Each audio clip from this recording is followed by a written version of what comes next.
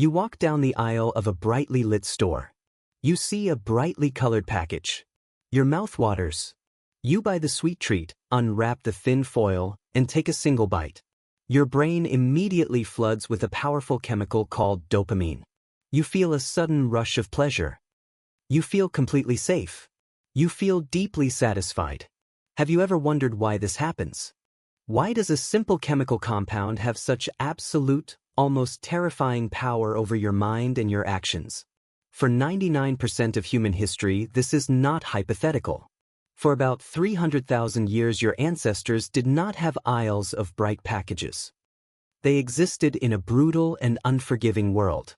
They had to fight for every breath.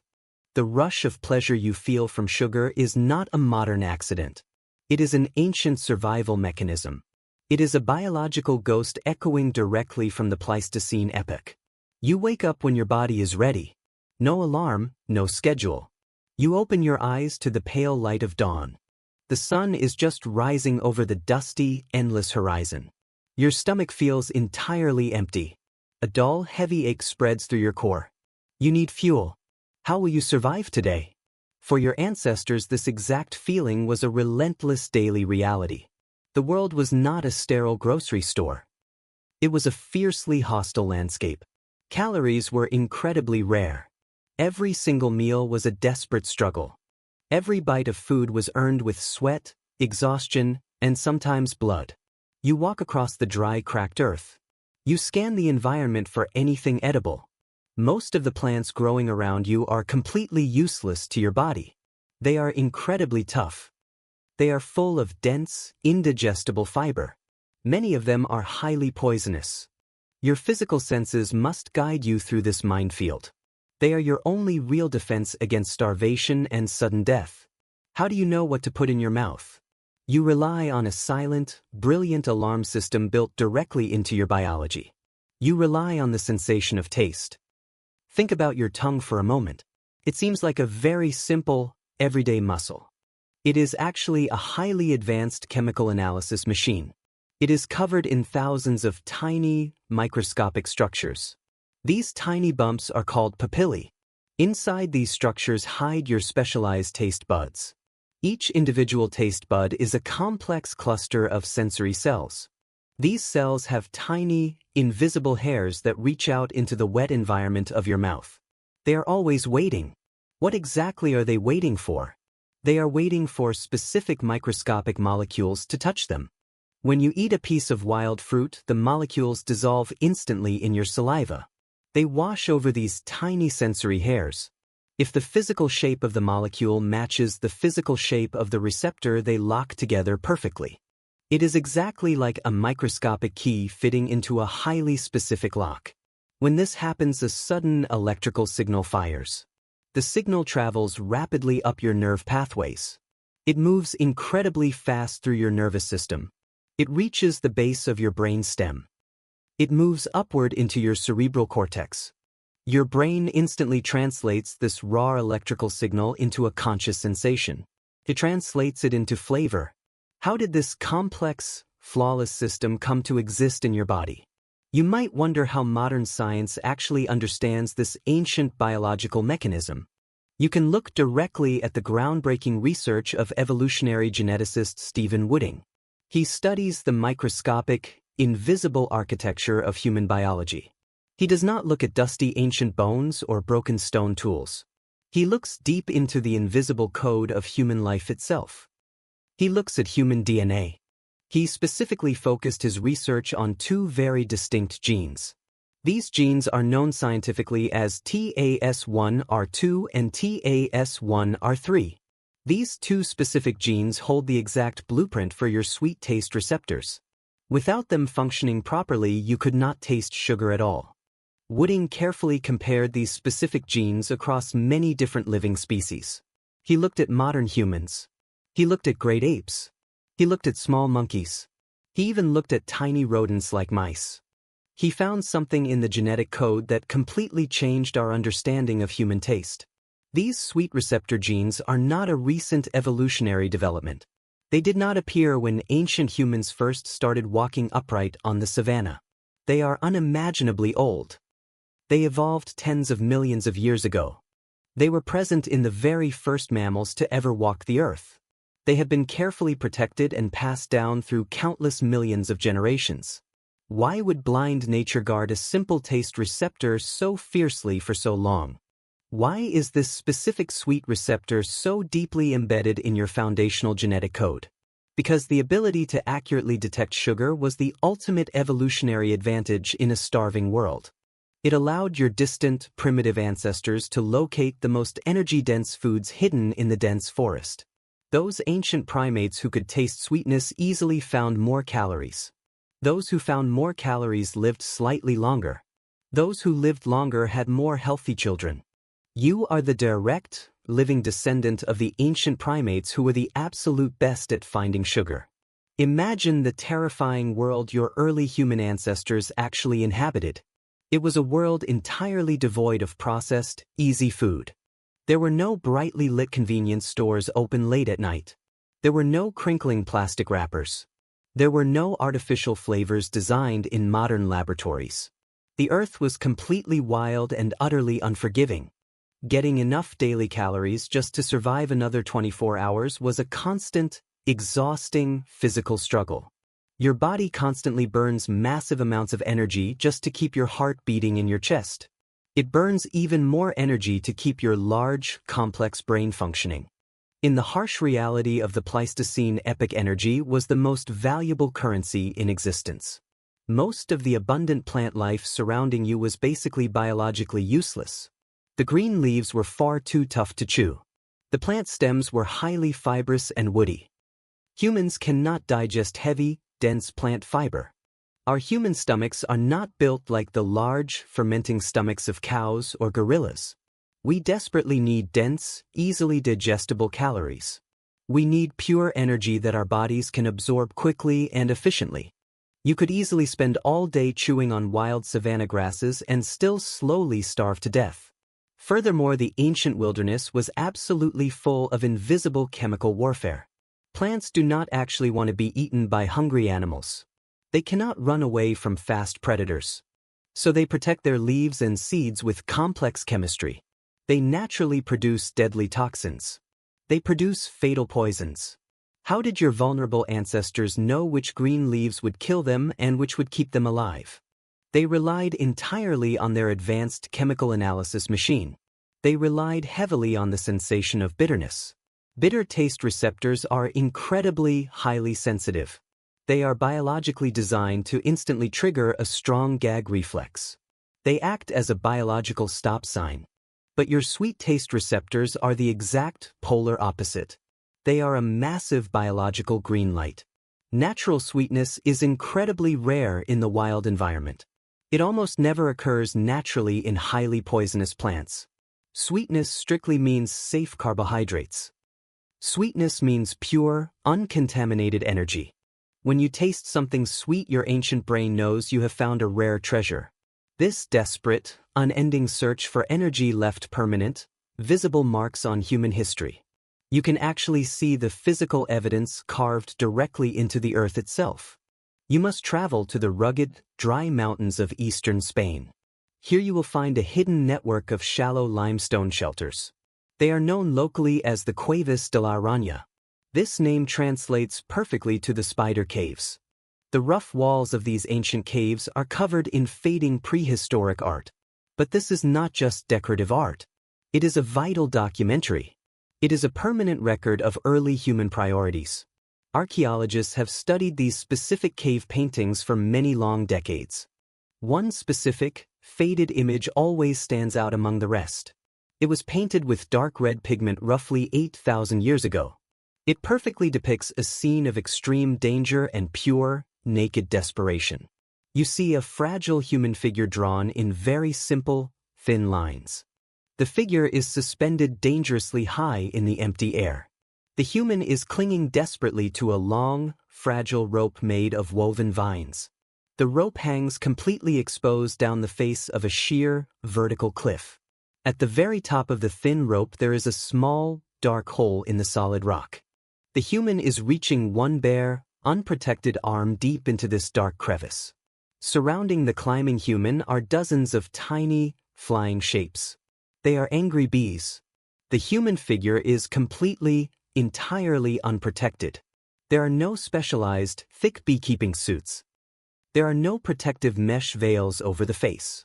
The human is clearly being swarmed and stung mercilessly by the angry hive. In the other free hand, the human carefully holds a small, woven basket. They are gathering chunks of raw honeycomb. Why would a sane person risk falling from a high cliff to their certain death? Why would they willingly submit their body to the agonizing, burning pain of hundreds of bee stings? What could possibly be worth enduring this extreme level of physical suffering? It was the only known source of pure, concentrated sugar in the entire ancient world. It was wild, unfiltered honey. You do not have to rely only on ancient, fading cave paintings to understand this extreme behavior. You can actually see this incredible, dangerous behavior happening right now. You must travel to the dry, dusty, sun-baked savannas of northern Tanzania. Here you will find a resilient group of people called the Hadza. They are one of the very last remaining traditional hunter-gatherer societies left on the planet. They do not farm the land. They do not raise any domestic livestock. They live off the wild land exactly as your own ancient ancestors did for hundreds of thousands of years. Anthropologists have spent many decades living quietly closely with the Hadza people. They deeply want to understand the raw mechanics of human survival. One dedicated researcher named Brian would spend extensive, grueling time tracking their daily diet. He wanted to know exactly where their vital calories came from. He followed the hunters closely on their long, daily foraging trips. He carefully measured every single wild root they dug out of the dirt. He carefully measured every wild animal they successfully hunted. He soon discovered a statistical fact that completely shifted our modern understanding of ancient diets. Up to 15% of the total calories consumed by the entire Hadza tribe comes from one single source. It does not come from cooked meat. It does not come from roasted tubers. It comes entirely from wild, dangerous honey. Honey is the absolute most energy-dense natural food found anywhere on Earth. It is essentially pure, liquid energy. It has absolutely zero indigestible fiber. It requires almost zero internal digestion. The raw sugar enters the human bloodstream almost immediately. The brave Hadza hunters will stop at absolutely nothing to get it. They will walk for exhausting miles under the burning sun. They will chop deep into massive, solid hardwood trees using only simple hand axes. They will endure severe, blinding pain from aggressive bee swarms. They even maintain a profound, ancient partnership with a wild animal to help them find it. They actively work together with a small, clever wild bird called the greater honey guide. The wild bird absolutely loves to eat the rich wax from beehives. But the small bird cannot physically break open the tough hives by itself. The bird desperately needs a strong partner. The bird needs a human. The human desperately needs the sugar. The clever bird will actively seek out roaming Hadza hunters. It will make a very specific, loud chattering call. The hunters will instantly whistle back. The bird will fly quickly from tree to tree, leading the human hunters directly to a carefully hidden hive. This is a rare, beautiful mutualistic relationship that has existed successfully for many thousands of years.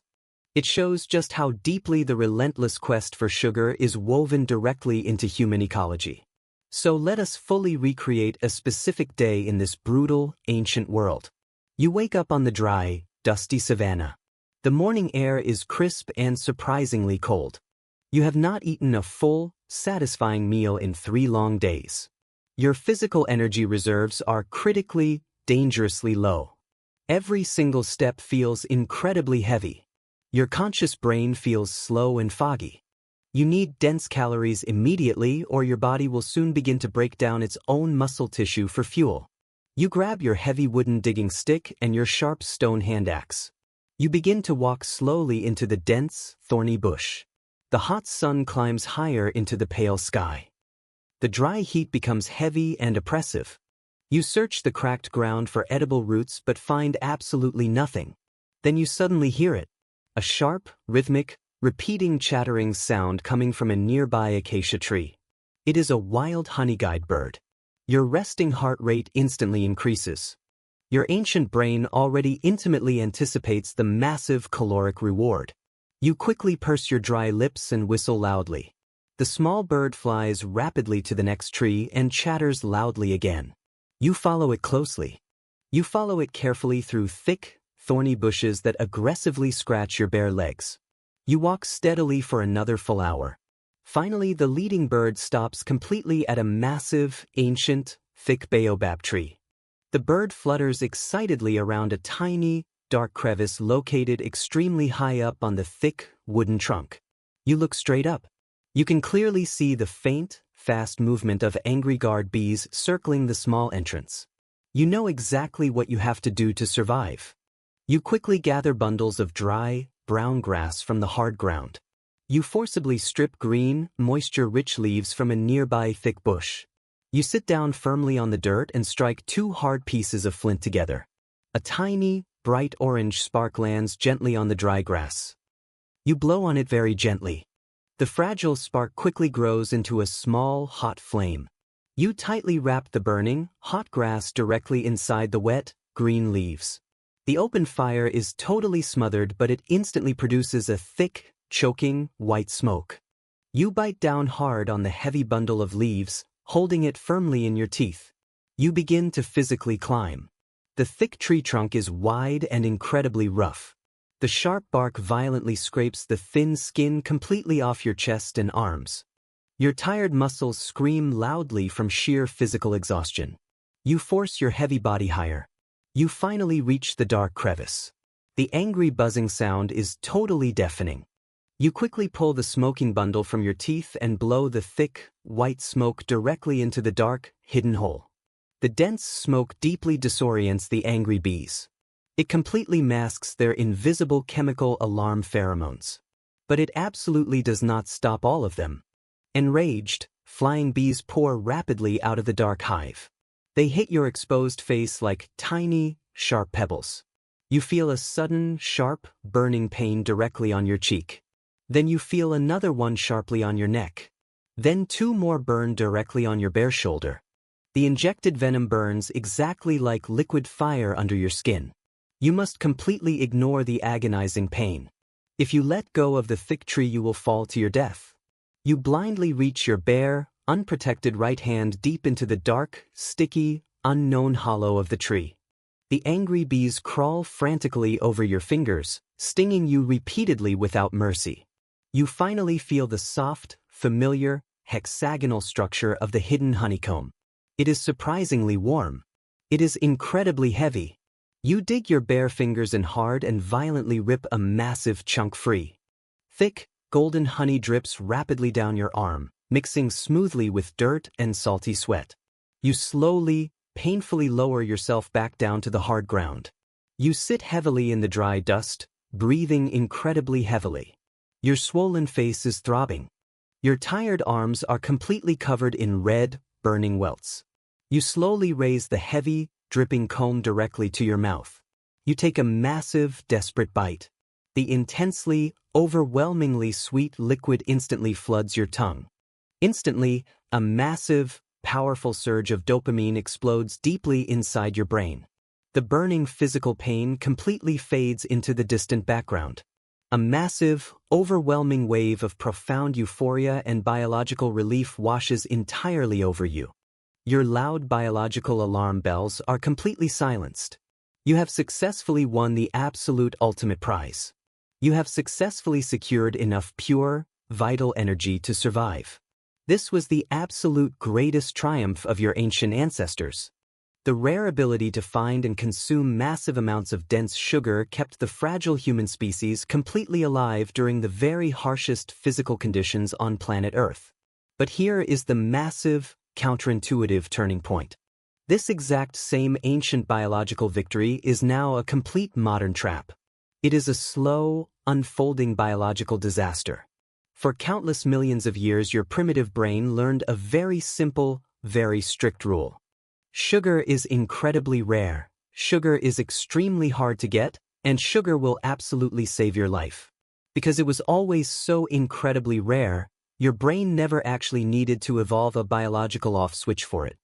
There was absolutely never a risk of eating too much wild honey in the dangerous Pleistocene epoch. If you ever found a full hive, your biology strictly commanded you to eat every single drop of it, because you might not find another one for many starving months. You were biologically designed to gorge. You were perfectly designed to store that vital excess energy as thick body fat to survive the inevitable coming famine. But human intelligence completely changed the physical landscape. We absolutely did not wait for slow evolution to change our bodies. We rapidly changed the entire world around us. We successfully invented modern agriculture.